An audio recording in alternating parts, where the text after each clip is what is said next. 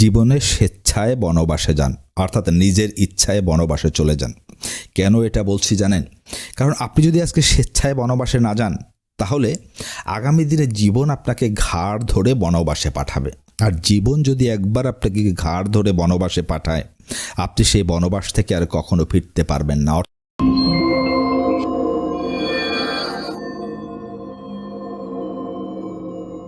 দেখুন, আমরা শত চেষ্টা করেও আমাদের অর্থনৈতিক অবস্থার আমরা উন্নতি ঘটাতে পারি না, বরং আমাদের অভাব, আমাদের নিত্য টানাটানি এটি যেন লেগে থাকে এবং দিনকে দিন আরও প্রকট হতে থাকে। আবার আমাদের মধ্যে অনেকেই রয়েছে যারা ধীরে ধীরে ধনী হয়ে উঠতে চান, যারা বড়লোক বা টাকা পয়সার মালিক হয়ে উঠতে চান। আজকের এই এপিসোডটি এই দুই পক্ষের জন্যই, দুই দলের জন্যই খুবই উপকারী হতে চলেছে। আপনি 2026 সালে যদি আপনি সঠিকভাবে প্রচেষ্টা গ্রহণ করতে পারেন, সঠিকভাবে পদক্ষেপগুলো আপনি গ্রহণ করতে পারেন, বিশ্বাস করেন 2026 সালটি হয়ে উঠতে পারে আপনার ভিত্তির বছর, অর্থাৎ আপনার ধনী হয়ে ওঠার, আপনার বড়লোক হয়ে ওঠার একটা সোপান হয়ে উঠতে পারে এই 2026 সাল। এবং সেই বিষয়ে আজকে আমি গাইডলাইন দেব। প্রথমেই আমি কথা বলবো একেবারে ছাত্র যারা বেকার রয়েছেন তাদেরকে নিয়ে। দেখুন, আমি আপনাদের একটি কথাই বলতে চাই, সময় নষ্ট করবেন না। পৃথিবীতে সবচেয়ে বড় বিনিয়োগ কি জানেন? পৃথিবীতে সবচেয়ে বড় ইনভেস্টমেন্ট হলো, সবচেয়ে পাওয়ারফুল ইনভেস্টমেন্ট হলো আপনার নিজের উপর করা বিনিয়োগ। দেখুন, আপনি অন্য যেখানেই টাকা বিনিয়োগ করেন না কেন, যদি আপনি নিজের উপর আপনি বিনিয়োগ করতে পারেন নিজের উপরে, তাহলে আপনাকে কয়েক গুণে রিটার্ন এনে দেবে, যেটি অন্য কোনো সেক্টর থেকে সম্ভব নয়। এখন আপনারা প্রশ্ন করতে পারেন যে আমরা নিজের উপর কি করে বিনিয়োগ করব। দেখুন, নিজের উপর বিনিয়োগ মানে আমি বোঝাতে চাচ্ছি যে আপনারা লেখাপড়া করছেন, হ্যাঁ লেখাপড়া করুন। দেখুন, এখন যে এআইয়ের যুগ এসেছে না, আপনি যে ট্রেডিশনাল শিক্ষা ব্যবস্থা রয়েছে, জেনারেল লাইনে আপনি যে লেখাপড়া করছেন, এটি দিয়ে আপনি খুব বেশি দূর যেতে পারবেন না। আপনার কাছে আমার কথা খারাপ লাগতে পারে, কিন্তু বাস্তবতা এটাই। সুতরাং আপনি আপনার পড়াশোনার পাশে, আমি বলছি না আপনি পড়াশোনা বন্ধ করে দেন, পড়াশোনা করতে থাকেন, পাশাপাশি যে সময়টি আপনি রিলস দেখে কাটাচ্ছেন, যে সময়টি আপনি আড্ডা দিয়ে কাটাচ্ছেন, যে সময়টি আপনি বন্ধুবান্ধবদের নিয়ে পিকনিক করে কাটাচ্ছেন, এই সময়টি থেকে কিছু সময় আপনি আলাদা করে সরিয়ে রেখে আপনি নতুন একটি স্কিল শেখার চেষ্টা করুন। দেখুন, কি স্কিল শিখবেন এটি নিশ্চয়ই আমাকে এখন বলে দিতে হবে না, বহু স্কিল রয়েছে। আপনি ডিজিটাল মার্কেটিং শিখতে পারেন, আপনি ফ্রিল্যান্সিং শিখতে পারেন, আপনি ওয়েব ডেভেলপমেন্ট শিখতে পারেন, আপনি এফিলিয়েট মার্কেটিং শিখতে পারেন, আপনি ইউটিউবিং শিখতে পারেন, আপনি ফেসবুকিং শিখতে পারেন। অগণিত স্কিল বর্তমানে রয়েছে এবং ইভেন এই স্কিলগুলো একেবারে বিনা পয়সায় কিন্তু শেখা যায় ইউটিউব বা গুগল ব্যবহার করে।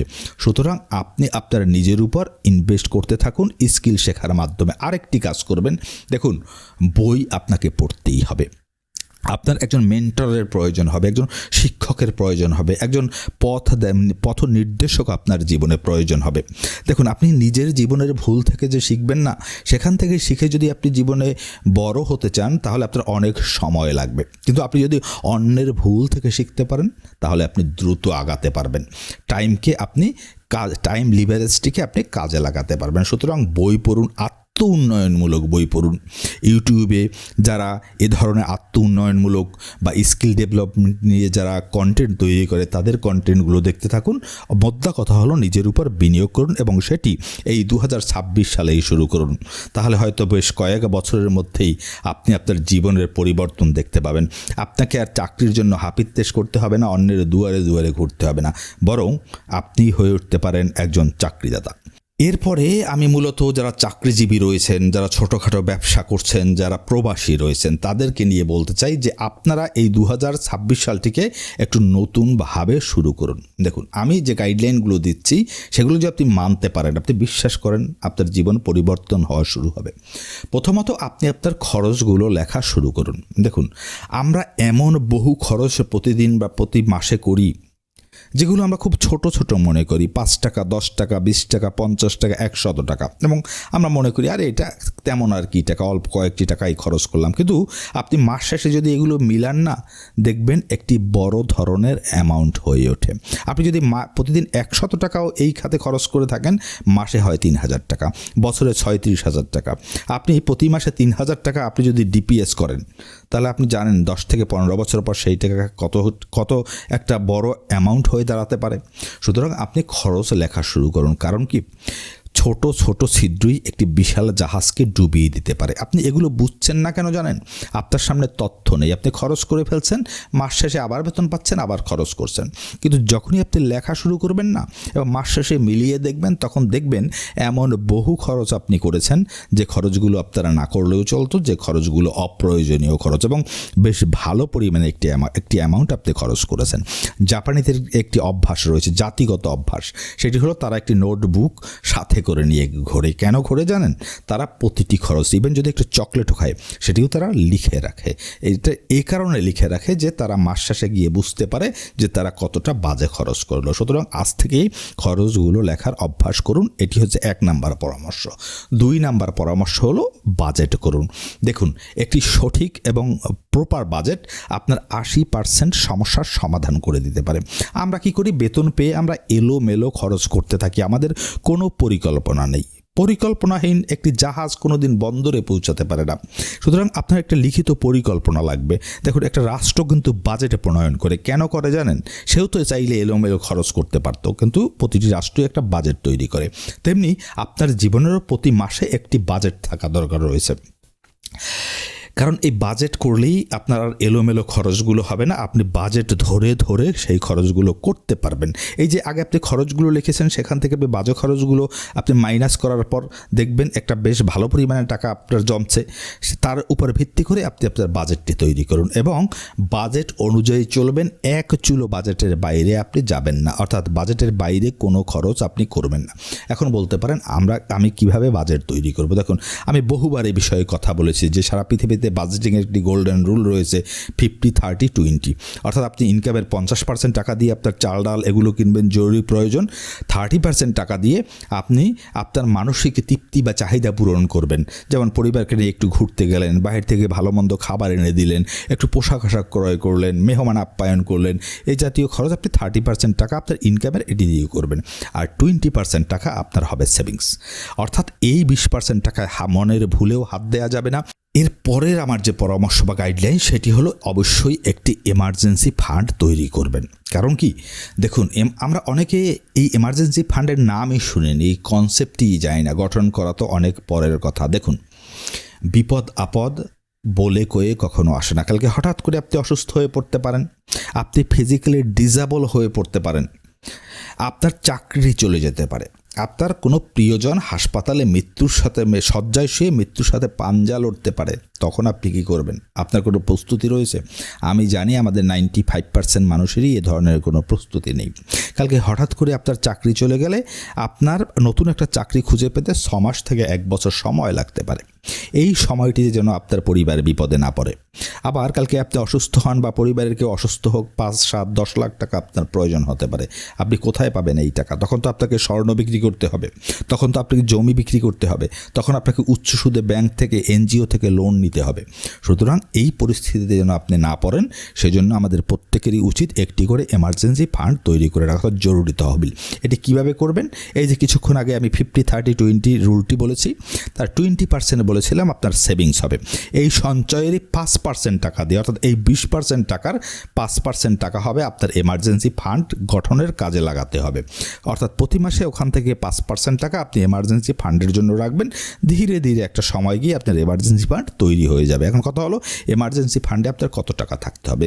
আপনার প্রতি মাসের যে সংসার খরচ হয়, তার 6 মাসের সমান সংসার খরচের টাকা অন্তত পক্ষে নিদেন পক্ষে আপনার এমার্জেন্সি ফান্ডে থাকতে হবে। যদি 1 বছরের সমান সংসার খরচের টাকা আপনি এমার্জেন্সি ফান্ডে গঠন করতে পারেন, সেটি সবচেয়ে বেটার হবে, আপনাকে সেফ রাখবে। যদি না পারেন, অন্তত 6 মাসের সংসার খরচের সমান টাকার একটি আলাদা ফান্ড আপনাকে থাকতেই হবে।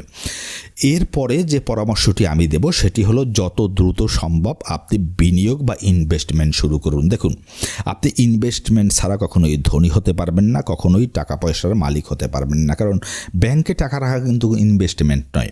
ব্যাংকে যে ইন্টারেস্ট দেয় আপনাকে, তার চেয়ে প্রতি বছর মূল্যস্ফীতি বেশি হয়। ব্যাংকে 8, 8.5 বা 9% আপনাকে ইন্টারেস্ট দেয়, প্রতি বছর বাংলাদেশে মূল্যস্ফীতি হয় 10%। ভারতে আপনাকে ব্যাংক ইন্টারেস্ট দেয় 5 থেকে 6%, মূল্যস্ফীতিও 5 থেকে 6%। তাহলে ব্যাংকে টাকা রেখে আপনার টাকা তো বাড়েই না, বরং কোনো কোনো ক্ষেত্রে টাকার মান কমে যায়। সুতরাং ব্যাংকে টাকা রেখে আপনি বড়লোক হতে পারবেন না, আপনাকে অবশ্যই বিনিয়োগ করতে হবে। বিনিয়োগের দুটো পথ রয়েছে, একটি হচ্ছে সিকিউরড বিনিয়োগ অর্থাৎ ঝুঁকিবিহীন, আর একটি হচ্ছে ঝুঁকিপূর্ণ বিনিয়োগ। ঝুঁকিবিহীন কোনগুলো?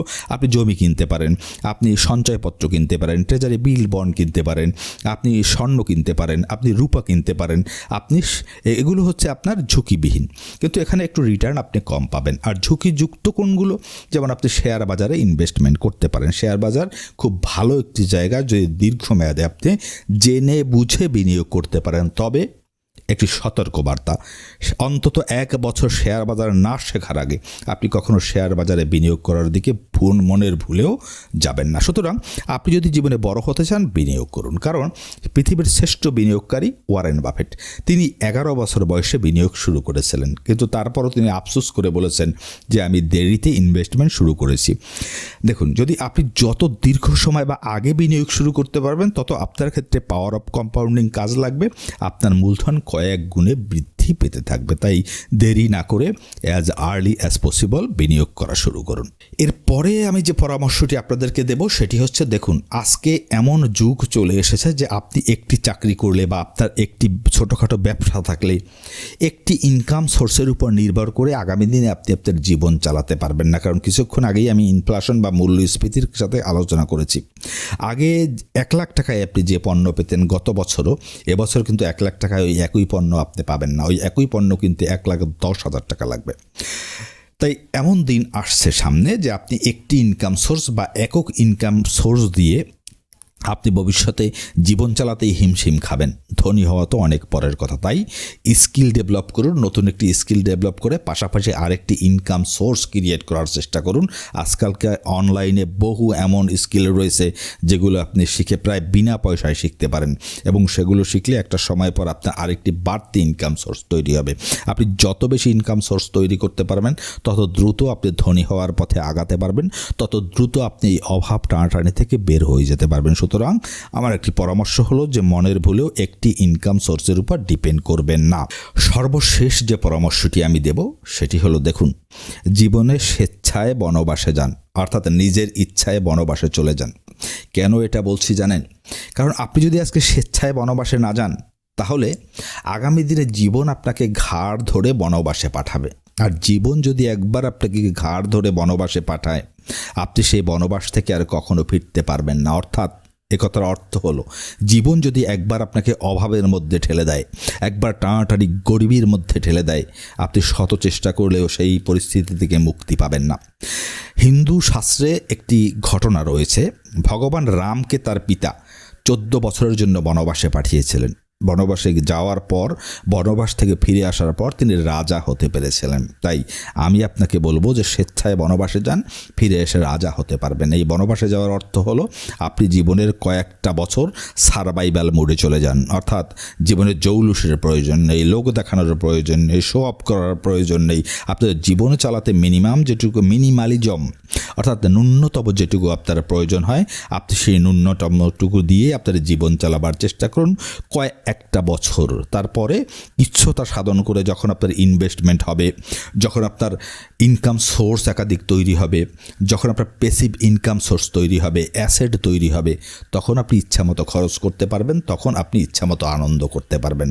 তাই আমার অনুরোধ থাকবে, স্বেচ্ছায় অন্তত জীবনের কয়েকটা বছর বনবাসে চলে যান, সারভাইভাল মোডে চলে যান। আশা করি আজকের ভিডিওতে দেওয়া এই পরামর্শগুলো আপনাদের উপকারে এসেছে। যদি উপকারে এসে থাকে, আমার ভিডিওটিতে লাইক, কমেন্ট এবং শেয়ার করে আমার পাশে থাকবেন। আপনাদের লাইক, কমেন্ট এবং শেয়ার আমাকে মোটিভেট করে আরও এ ধরনের ভিডিও আপনাদের জন্য নিয়ে আসার জন্য।